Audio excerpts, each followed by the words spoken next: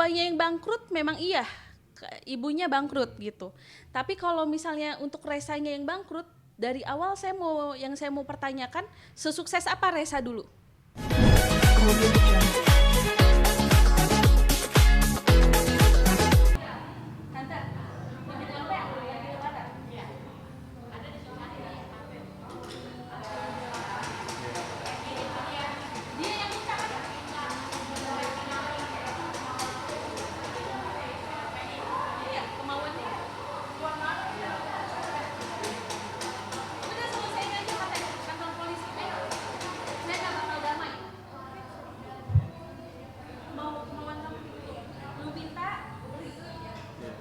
Lu minta duit aja gue kasih, lu minta diapain masa gue gak kasih?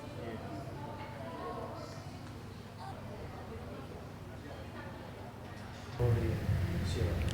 Oke, Kak Cleo mungkin bisa disebutkan Kak terkait adanya dugaan penipuan yang dilakukan oleh Resa Herlambang. Oke, jadi waktu itu saya ketemu Resa itu di acara event arisan saya, arisan Diamond. Dia hadir sebagai bintang tamu. Nah, lalu waktu kenal, karena saya baru rilis single baru, saya pikir saya mau bikin second single. Saya tanya Resa, Kak Resa bisa tulis lagu nggak? Oh bisa katanya. Lagunya Syahrini aku yang tulis. Oh iya gitu ya kak. Oke kalau misalnya kayak gitu kita tukeran kontak ya. Tukeran kontak lah saya dengan manajernya.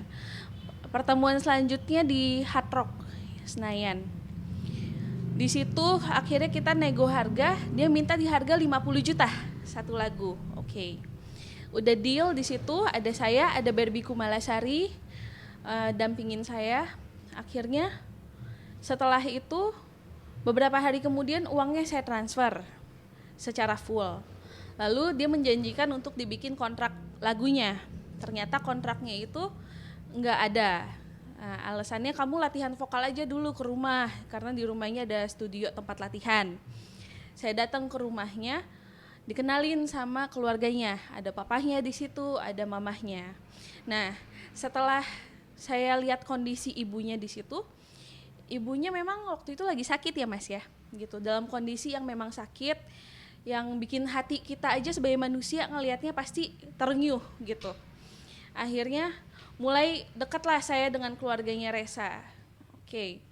Saya mengesampingkan semua pekerjaan yang dari awal seharusnya dia kerjakan itu dengan ngelihat dia ngomong sama saya, please tolong bantu saya Cleo. Karena saya mau sukses lagi, saya mesti sukses lagi untuk keluarga saya, untuk mamah terutama. Ya saya sebagai manusia pasti saya mau bantu ya Mas ya. Tapi setelah banyak yang saya bantu, akhirnya ketahuan ketika dia minta untuk check up ibunya. Invoice yang dikirim ke saya itu invoice tahun 2020, which is itu invoice 2 tahun yang lalu. Di situ saya negor dia, saya bilang, Kak ini invoice 2 tahun yang lalu, kenapa dikirimin sekarang? Dia bilang, oh enggak salah kirim, kenapa kamu enggak percaya? Dari situ saya udah mulai agak ambil sikap ya sama dia. Karena sampai sekarang pun kontrak lagu yang dia bikinin untuk saya pun enggak ada gitu loh. Akhirnya saya minta etikat baiknya dia untuk dia selesaikan ke saya. Malahan dia menantang untuk di LP-in aja di polisi. Oke, saya bikin LP di polisi untuk Resa Herlambang dengan total 69 juta rupiah, yaitu kerugian penipuan pembuatan lagu 50 juta dan juga iPhone 13 Pro dengan harga 19 juta. Akhirnya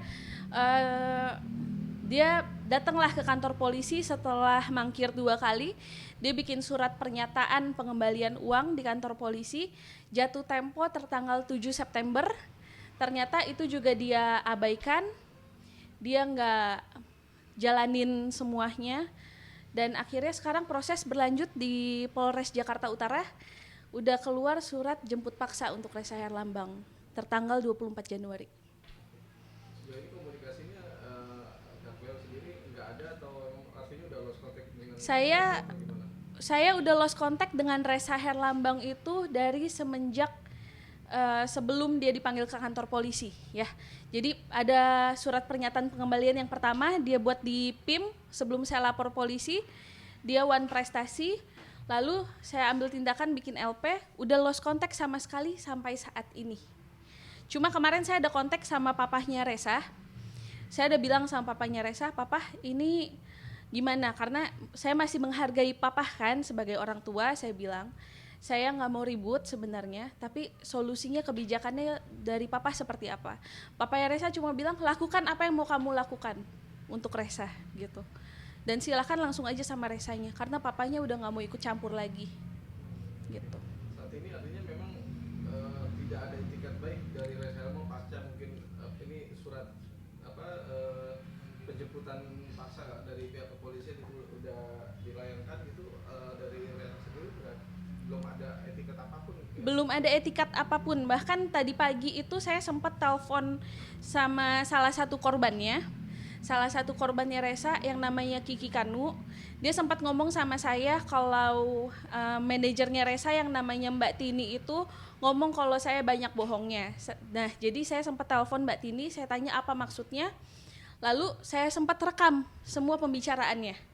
Nah, akhirnya dari pembicaraan itu Mbak Tini mengelak juga, karena dia bilang kalau dia tahu semua kejadiannya dari awal sampai akhir. Artinya dia membenarkan adanya penipuan gitu yang dilakukan oleh Resa terhadap saya gitu. Bahkan salah satu manajernya ikut menikmati ya dengan nominal 15 juta. Berarti bisa dibilang ini ada sindikat juga antara Resa Herlambang dengan manajemennya atau seperti apa nih? Saya nggak mau bikin opini, cuma dari banyaknya orang yang tertipu dengan modus yang sama, biar polisi menjalankan kewajibannya polisi lah, tugasnya polisi untuk mengungkap semuanya gitu. Oke. Kak Cleo, artinya Kak Cleo sendiri tahu nggak sih artinya ya nyangka nggak maksudnya sebelumnya di awal-awal akhirnya kenal sama Resa Herlambang yang tadi Kak Cleo jelasin gitu, terus sampai akhirnya bisa dibilang ada modus tertentu yang memang dan ini modusnya sama dengan korban-korban yang lain, yaitu pembuatan lagu gitu. Itu ada kepikiran di situ nggak sih Kak? Karena kalau dihubungkan sama profesi saya yang ngeramal, sebenarnya saya nangkep ya Mas, ada orang yang low vibration. Tapi orang yang low vibration itu sebenarnya ada dua tipe. Tipe yang masih kita bantu dia tahu diri dan bisa berubah, sama tipe yang malah dia memanfaatkan kesempatan itu gitu loh.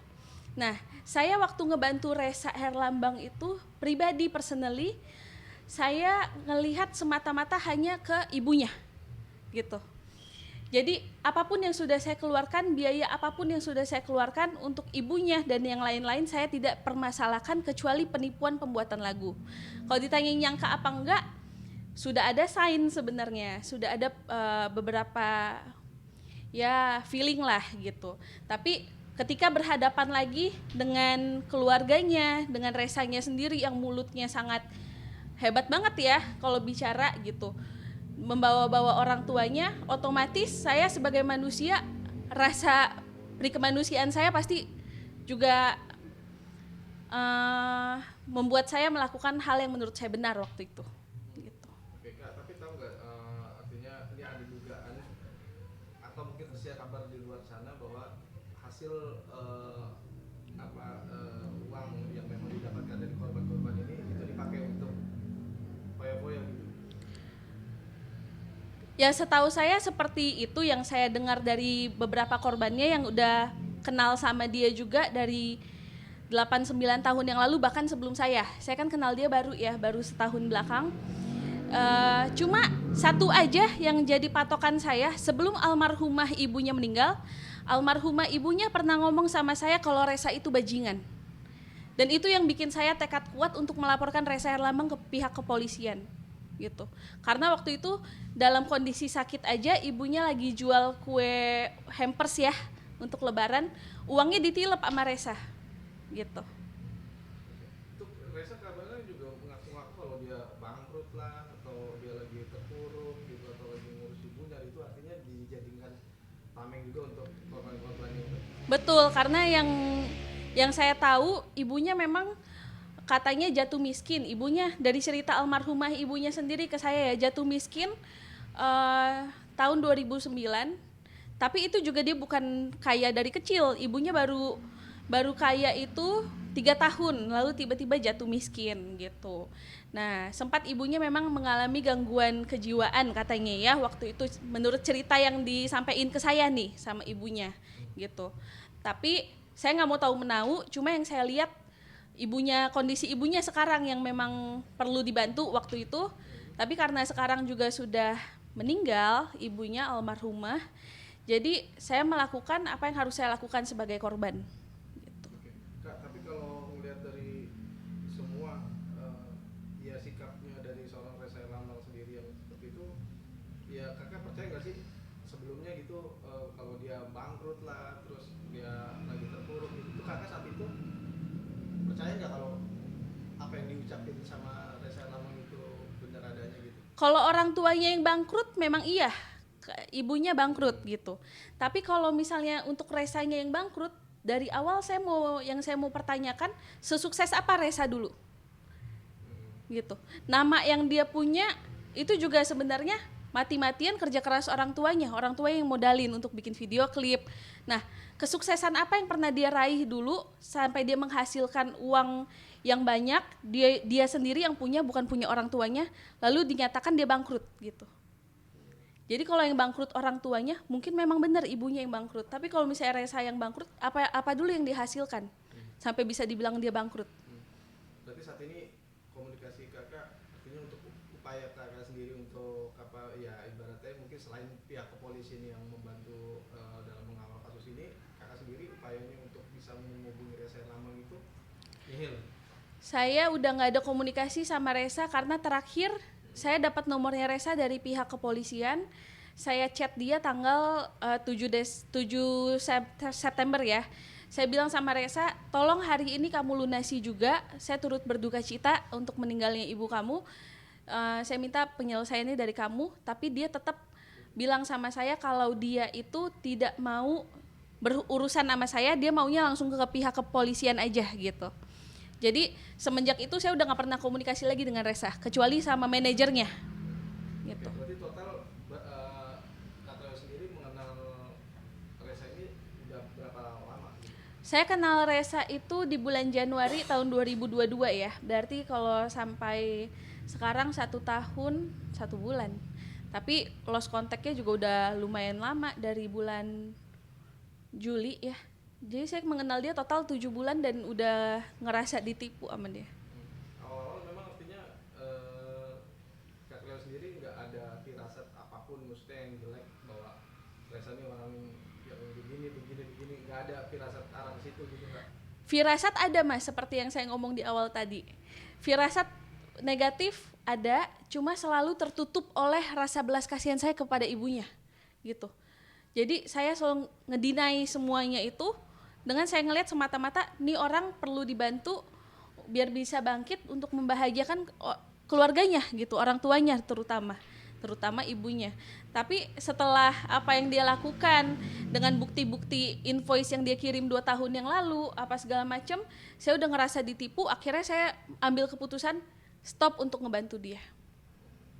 Oke, Kak, berarti total berapa korban sih yang memang kakak tahu artinya pasca kasus ini mencuat gitu selain Kak Leo yang melaporkan ini? Yang saya tahu yang pertama korbannya Kiki Kanu itu habis hampir 1 M.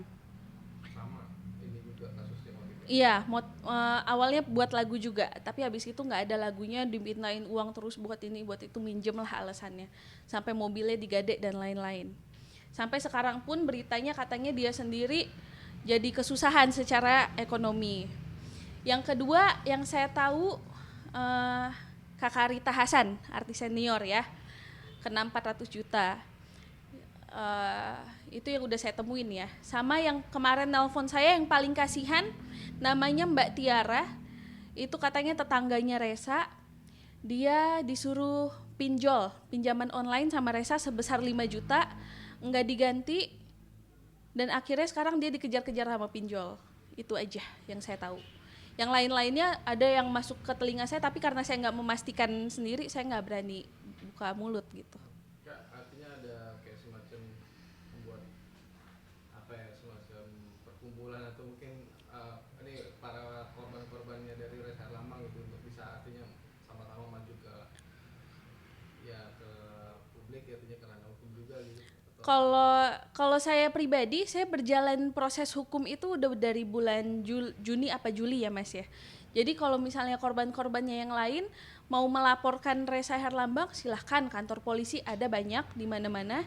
Dan kalau untuk pertemuan atau perkumpulan, sampai saat ini belum ada.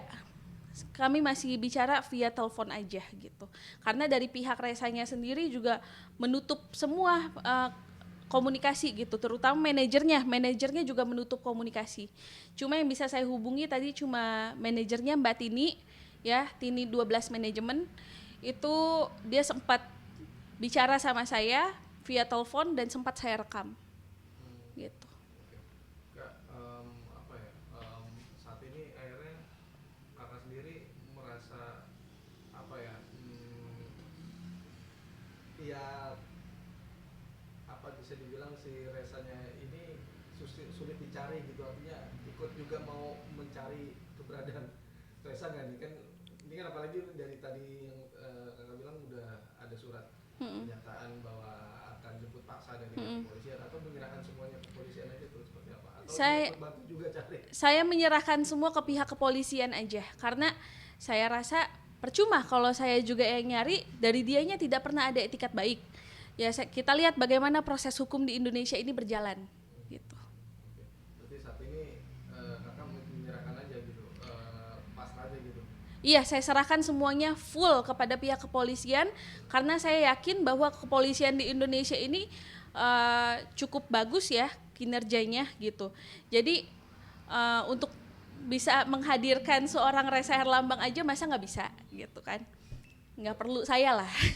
Kak, artinya terakhir, kalau misalnya Reza Herlambang dan manajemennya akan mau duduk bareng gitu, artinya ya bahasa Indonesia bilang mau mengembalikan uang gitu, apakah ada upaya damai, apa masih membuka pintu perdamaian, atau akan tetap lanjutkan ini ke ranah hukum atau seperti apa? Gini Mas, upaya damai sudah berapa kali dia bikin surat pernyataan pengembalian uang, udah 2 kali. Yang pertama dia bikin di PIM, yang kedua di kantor polisi. Dan dua kalinya itu semuanya nonsens, ya. Nggak ada yang benar-benar dia penuhi. Nah, setelah itu malah dia menghilang gitu loh. Sekarang kalau misalkan ada upaya dari pihaknya Reza, lebih baik saran saya, kamu adain dulu uangnya baru ketemu sama saya. Saya nggak mau bicara panjang lebar lagi gitu loh. Karena apa? Kasus yang dia bikin ini bukan kasus perdata, yang pertama mesti diketahui. Bukan pinjam meminjam. Ini pure murni pidana penipuan. Karena ini memperjualbelikan lagu, ya, gitu. Dan ibaratnya memperjualbelikan barangnya nggak ada, gitu. Jadi pure penggelapan dan penipuan. Jadi pidana. Kalau misalnya memang dia tidak bisa menepati janjinya untuk pengembalian dana itu, lebih baik kita proses secara hukum sampai benar-benar dia masuk di penjara. Mungkin semoga tidak akan ada lagi korban-korban selanjutnya gitu.